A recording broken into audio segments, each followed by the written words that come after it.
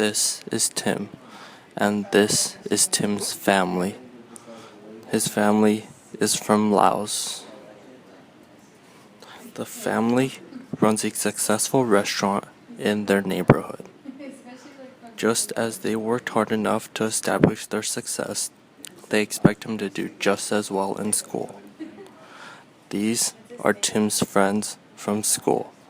Tim's life seems to be going well, but in reality, Tim's life is much more complicated.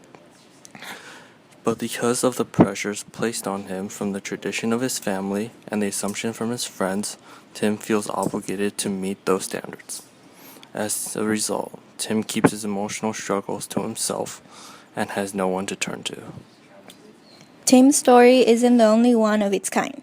In fact, it paints a larger picture to an immense problem that has affected the personal well-being of so many Asians and Pacific Islanders: the lack of discussion about mental health. Speaking about mental health-related issues is already quite touchy, but in the API community, it is often considered taboo to ever bring it up.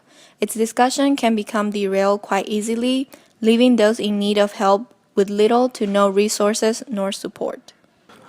According to statistics, Asian adults have the lowest percentage in mental health service use in the past years.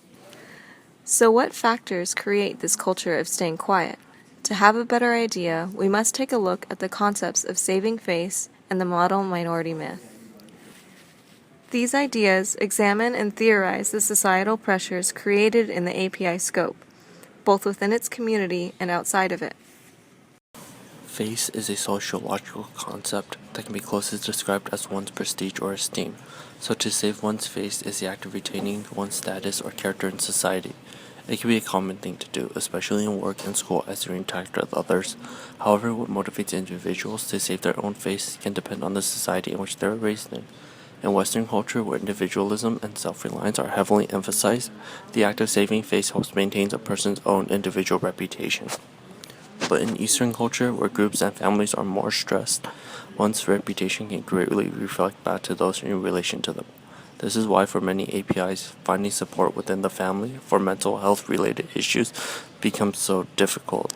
There is a need for being perceived as okay and fine, even if the reality is the opposite. It's difficult to open up about one's problems, especially when they are told to just keep their chin up, all while the weight of their burdens continue to push them down.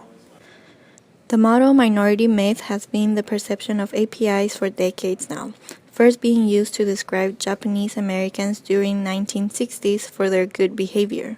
This myth is a generalization of APIs, assuming that they are a successful and well-off minority group, thus validating stereotypes made by non-APIs. About this myth is that it homogenizes the diversity that constitutes the API community. It clusters many different ethnic groups with different backgrounds and experiences together. And according to an article found on Social Work in the Public Health, this myth, which considers Asian Americans as one monolithic group, is a major barrier to healthcare among Asian Americans. Because this myth not only creates a stereotype for society as a whole, but also becomes a burden within the API community. With both internal and external forces emphasizing that API should and do have it together, it's no wonder why mental health is so heavily stigmatized and unaddressed in this community.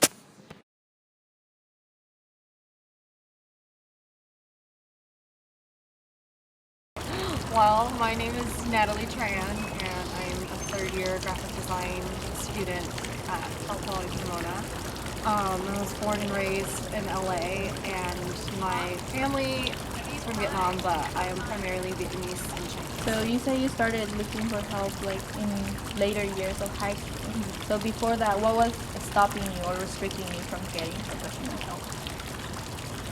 It was mostly, I would say, influenced by family, because it was like, if I went and sought treatment, it was like there was something wrong. Why do I need to go and seek treatment when I can talk it out? You know, like, why do I need to waste my time doing that? Or, you know, you should, it was always like, you should depend on your own family for that kind of stuff.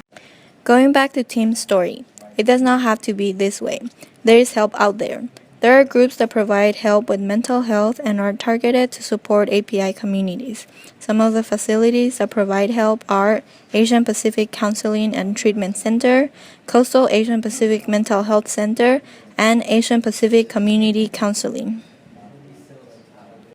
Seeking help isn't something that's supposed to harm you, because there's no point in you seeking help if it is going to harm you. I think that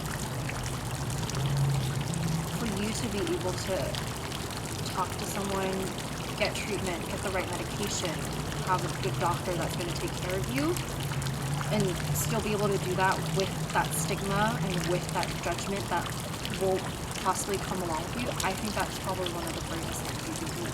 And it's just you trying to take care of yourself. It's you looking out for your body, your mind, your well-being.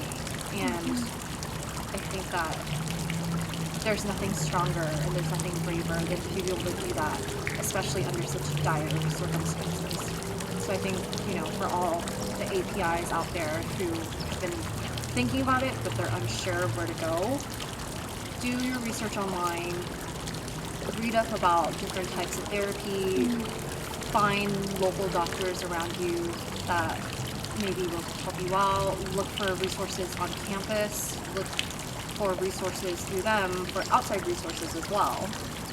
And just know that when you're looking for help, you're doing what is best